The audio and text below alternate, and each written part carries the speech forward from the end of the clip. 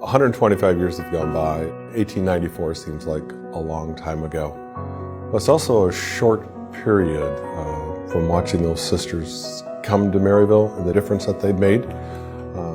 Seeing photos of the old hospital, seeing the groundbreaking that has taken place on this campus, seeing how we progressed in technology, but always seeing also how we have never lost the passion for care, the difference we want to make in the lives of our patients. That history has always continued, and our sisters are looking down upon us and continuing to offer their prayers for us and their blessings upon us and the care we provide for our patients.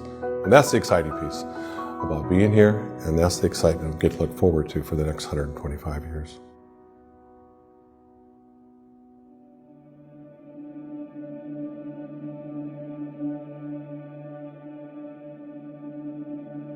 Mary Geeson was a farm girl born in Union Hill, Minnesota. And I truly believe that those rural roots run really deep in Mary's life. At the age of 19, Mary Geeson left Union Hill to come to the city, in fact to St. Louis, Missouri. Long before, she had wanted to become a sister and to devote her life to the service of the poor and to the Lord. She really didn't know any communities of religious sisters, but went to her parish priest, who actually had personal knowledge of a relatively new community in St. Louis known as the Sisters of St. Mary. And so he suggested that she might be interested in joining that community. He understood they were doing good work, and they certainly did home nursing or street nursing. So Mary Geeson left her family and the farm and came to St. Louis in 1879, just 5 years after Mother Odelia Berger had landed on the waterfront in St. Louis. Mother Odelia had been in a couple congregations over in Germany, so she came across the waters and settled in St. Louis because there was a bustling city developing and certainly lots of need for health care. And she began to nurse the sick in their homes and on the streets. So 5 years later, in 1879, Mary Geeson joined the community. And for 14 years, she carried the initials SSM, Sister of St. Mary, behind her name, and received the religious name of Sister Mary Augustine. In 1894, for whatever reason, Sister Augustine and several others decided to depart the congregation and came across the state of Missouri, and then she came to Northwest Missouri, settled in Maryville. Now, Maryville had been plated in the county in 1846. However, it did not have one thing that was really necessary for a developing community. It had a number of qualified physicians, but it did not have a hospital. So the physicians did not have any place that they could treat their patients.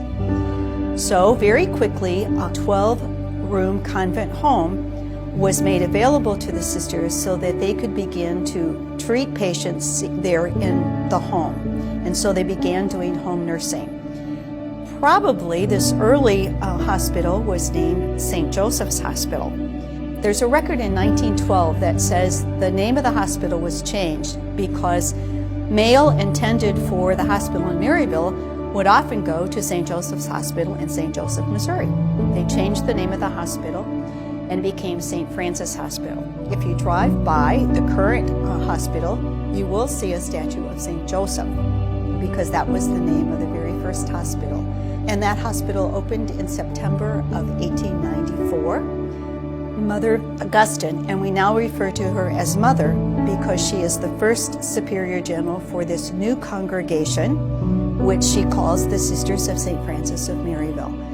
And the sisters use the initials OSF behind their name, Order of St. Francis. Mother Augustine identified with the Franciscan spirituality, and it may be because those priests who were in her town of Union Hill, they were Franciscans from St. Louis.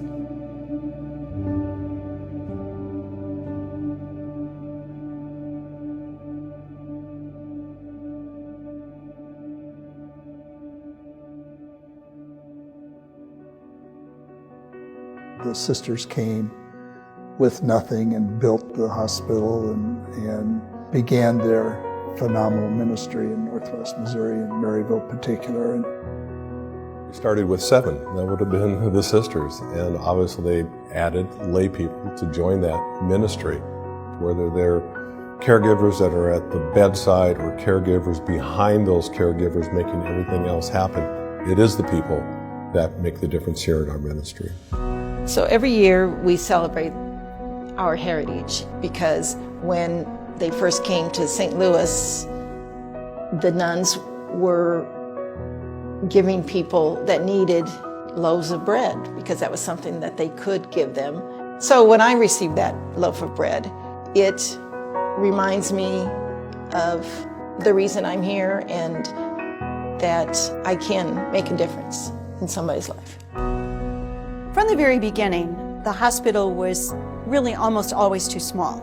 There was a decision by the board. We needed a totally new structure.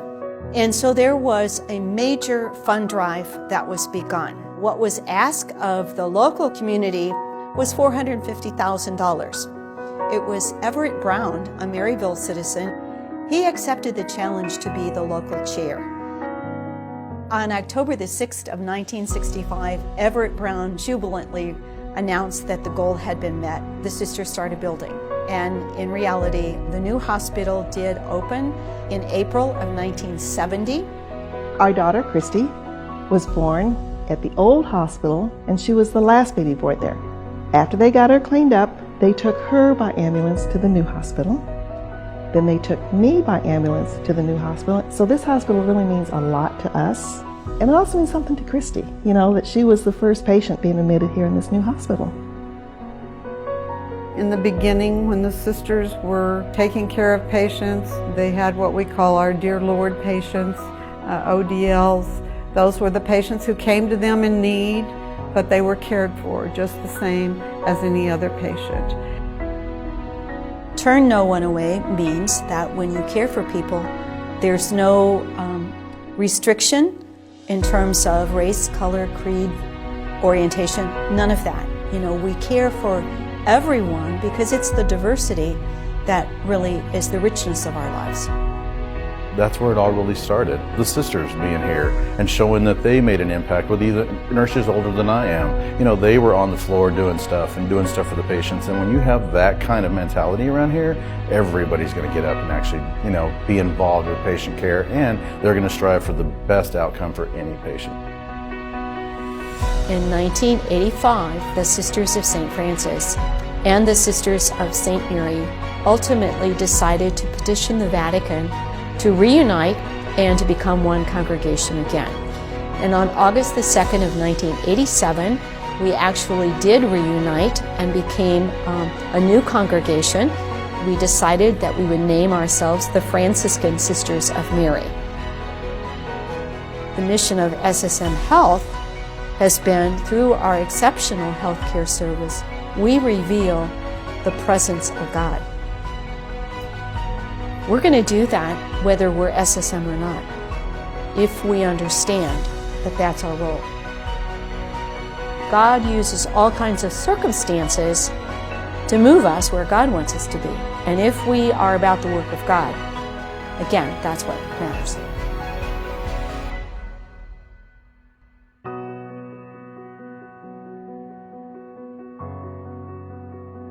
Our sisters always sought to be the best that they could be in their profession, and really to be the best that they could be as human beings.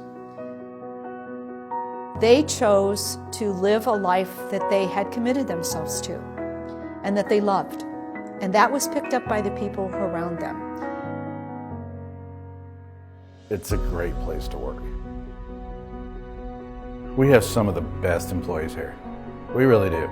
And with those employees here, it's every day that I have to up my game with my stewardship, with my compassion, with my respect, you know, everything with these patients, because I'll get left behind. Because we do have outstanding employees here. Because people truly do love where they work. We won the Malcolm Baldrige Award. It's a national award. It measures the quality and safety of each hospital compared to national standards. To win a prestigious award like that, it's a remarkable achievement, and it doesn't happen very often. It's rare in the medical field, and proud to be part of an institution that achieved that. One of the employees said to the examiners, "This is what St. Francis does. We give quality care." The sisters led by example. When you're in an environment where compassionate care is foremost, it does make a difference. Through those 125 years, obviously the technology, has evolved. Also, over those 125 years, there's been something that hasn't changed. And that's the mission and the values, and that's the manner in which we take care of our patients, and that's the special part about St. Francis. And that's the part that makes the sisters proud.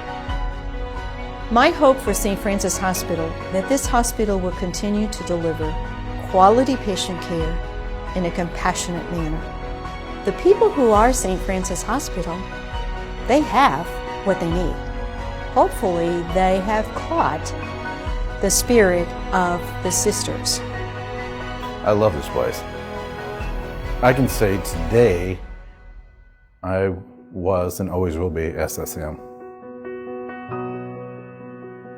It's been 125 years, but we are just at the beginning of the journey for the next 125 years. We are on a new adventure, a new direction, but that direction about continuous improvement and getting better. It is a new beginning for all of us. It's important to know who we are, where we've come from, because if we know that, then we can continue in the future.